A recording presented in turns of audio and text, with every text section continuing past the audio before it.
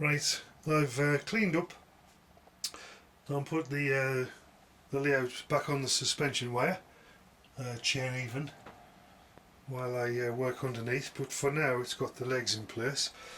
It's nice to see the station area again after cleaning up. Give it a good hoover, lots of bits of nails and fish plates and all sorts of rubbish. I've even been running a few trains, which is nice after a while.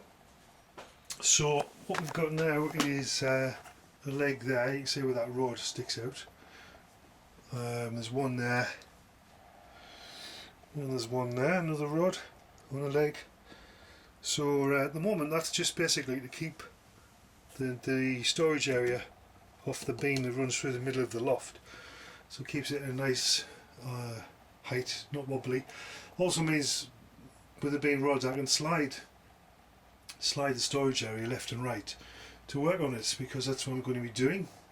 Eventually when it goes into place it's going to be up high again on the steel rods, which are going to be up there, so it's very high up.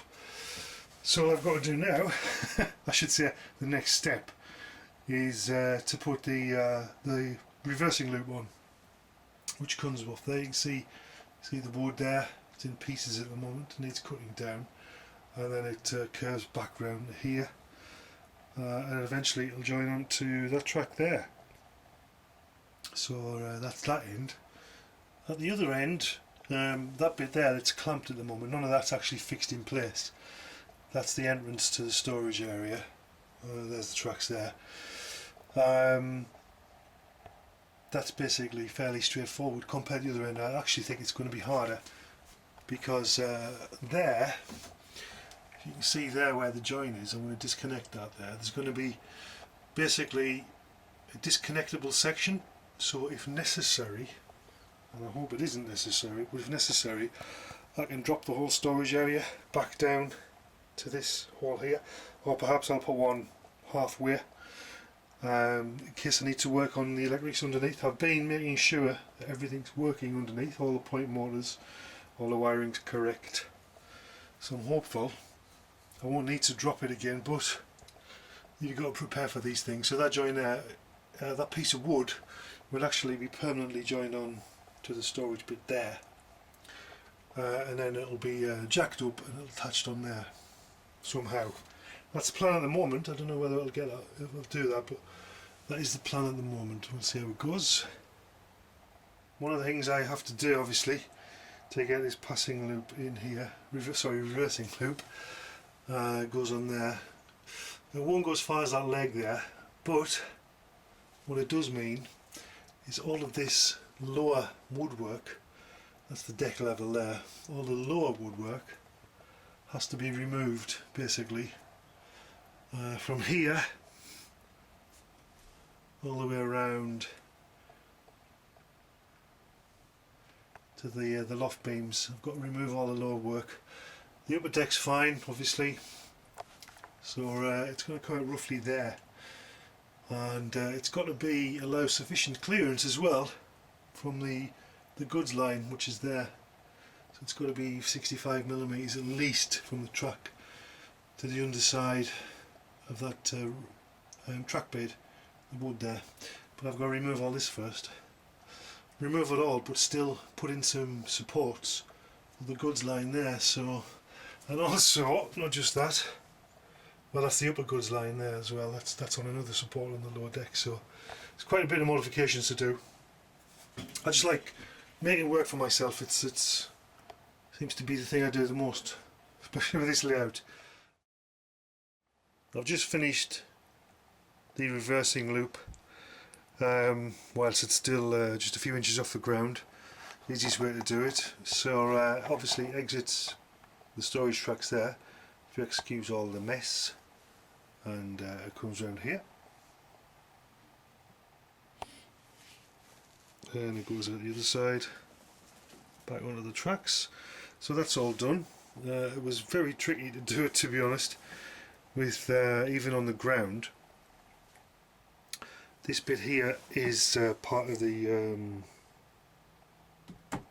this bit here is part of the support to keep it level once it's in place.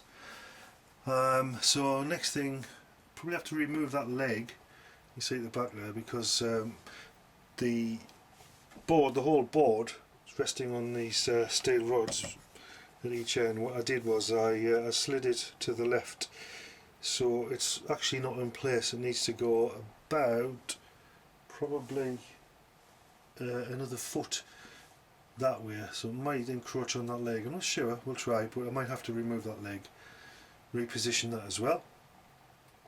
So that's this end finished. So all I've got to do is work on that end now. Work on the entrance. That curved piece of Sundela, you can see there's part of the entrance to the storage tracks. And then jack it up basically. Well, test it first. I think I'll test it on the ground. It will make sense. So I'll clear all this off and then get it tested. Make sure this reversing loop's okay. There's another view. I've just got it balanced on bits of wood and boxes of screws at the moment to even it out, just while I put the track pins in. Don't want to push too hard. Unfortunately, in some adjustments I had to make for the storage tracks underneath, I've irreparably damaged this double slip. I tried to see if I could repair it, but I don't think the repair is going to be sufficiently good enough to last long term.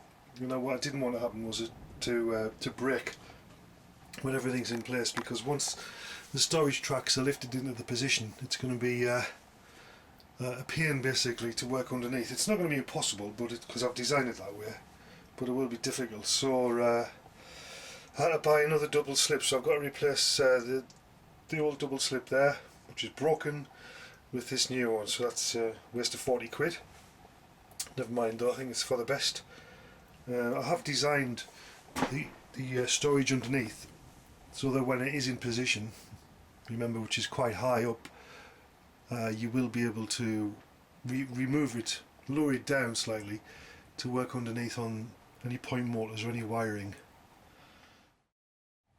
I've mentioned several times there's not much clearance between the underneath of the station area, which this is, and the new storage tracks when it's lifted into position. And I was attempting to tidy up all the cabling, keep it neat, but it was becoming, well, I didn't get very far before I thought it was just too difficult to do, to stop any wires coming down and snagging any locomotives coming past. So I had this idea to get some acrylic, an acrylic sheet, and basically put it underneath the station area, keeping all the wiring snug. So it's not properly in position here, but you can see the proof of concept, as it were. So all the wires are kept nicely out of the way. It's blue, by the way, because it's a clear acrylic sheet, but it's got a plastic film on both sides, which I will remove when I get in position. And that'll basically keep all the wires hanging down off the buses, the power bus and the point motors. It'll keep them out of the way. At the moment it's only held at the edges. There's a couple of screws at the edges, and it rests on that 2x1 batten there, which goes right along. What I'm going to do is going to put some screws, holding screws, in the centre to stop it sagging basically. But I think actually, as it is, I've got enough clearance, so that should stop any trains going into the storage area snagging on the cables. That's the acrylic sheet for this side, which I've just cut, because it's slightly different shape, so that what just wants putting in position.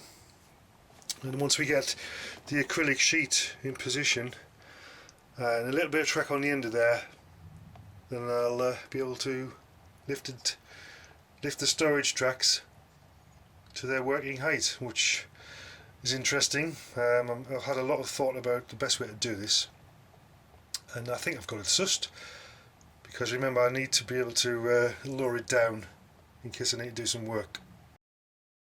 So all the tracks down, the baseboard is, well, it's in place even though it's on the floor, resting on these metal poles here while I did the wiring, so it's all wired up now as well. So what I've done is, and I had to obviously I had to put in the reversing loop there, because I couldn't do that up high obviously. So everything's wired up now. That's a nasty little repair there where I damaged the wiring, but never mind, it's not going to be seen. It's going to be underneath in the storage area. So the reversing loop's in, everything's wired up. So this is the power for the reversing loop, and there's the unit.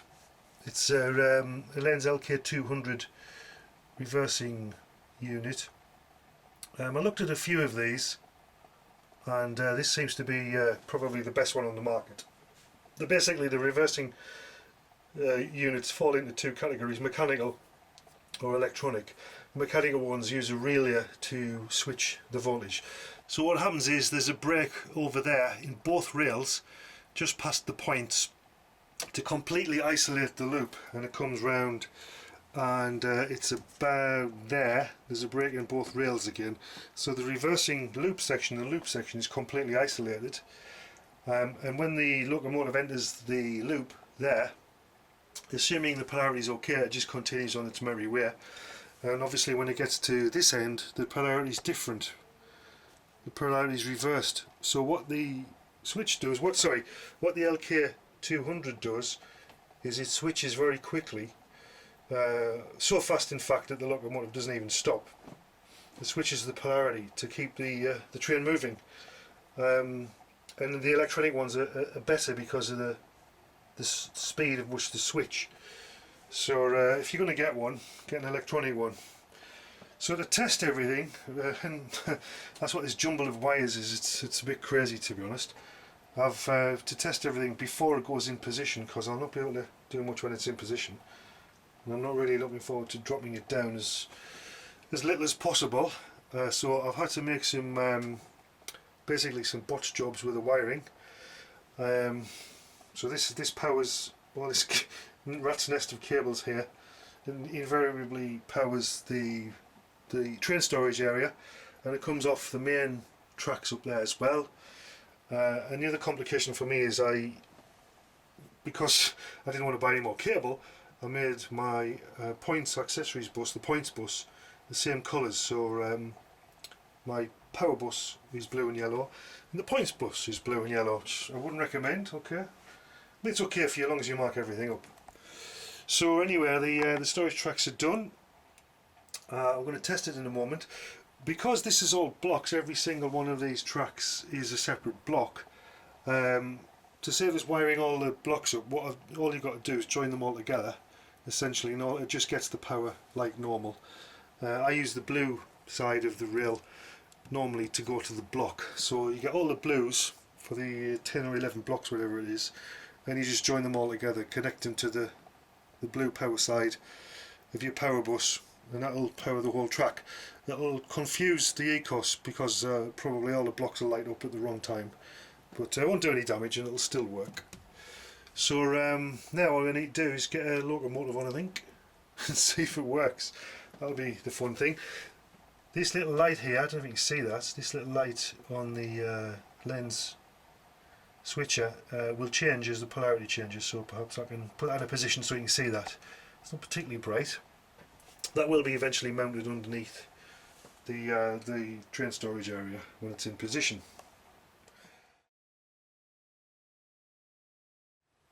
So this is the entry end of the train storage area. There's a little piece of track there just after the point, which is the converter from code 75 coming down from the main layout to code 100, because it does save quite a bit of money. I think it saves about £40 for all the track I used, the difference between code 75 and 100. So anyway, it comes down down this loop, which obviously isn't wired up. That piece of track's just pinned in very temporarily where the class 20 is. So we'll give it a go, see if we can get around the reversing loop.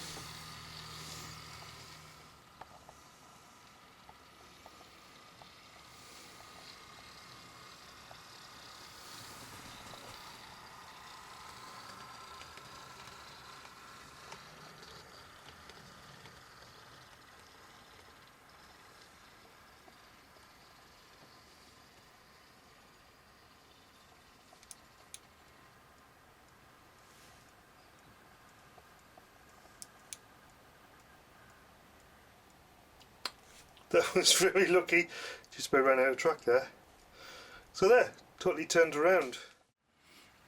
Okay, so what I've done is I've put the camera next to the brake and the track with the reversing unit, the polarity indicator, so you can see as the locomotive goes over the brake, the polarity will switch, but it doesn't affect the travel of the loco at all. Yeah, it's pretty smooth. So I'm quite pleased with that. It wasn't cheap. There's cheaper units, but it seems to work very well. It's very small as well. So I've tested all the lanes on the storage tracks. Everything seems okay. She's got one point problem which I can hopefully sort out, just one point. It's a little niggly, so I can get that sorted out. And I was going to leave it there, but I know there's a few guys like steam trains, so I thought I'll get the old Black 5 out, which is one of my favourite steam logos, and we'll give it a run round.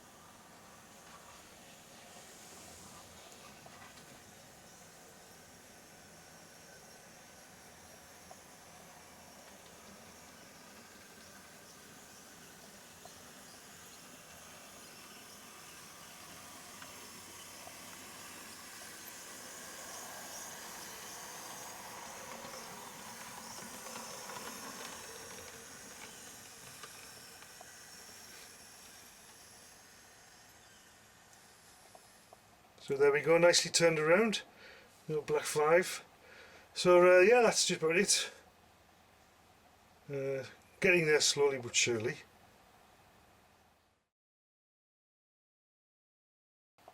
Just as I was finishing editing today, this was delivered.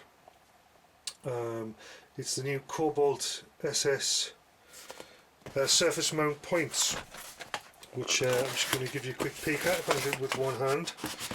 It's literally first time it's been opened, so you've got the instructions, and you've got these surface mount point motors, which look very small.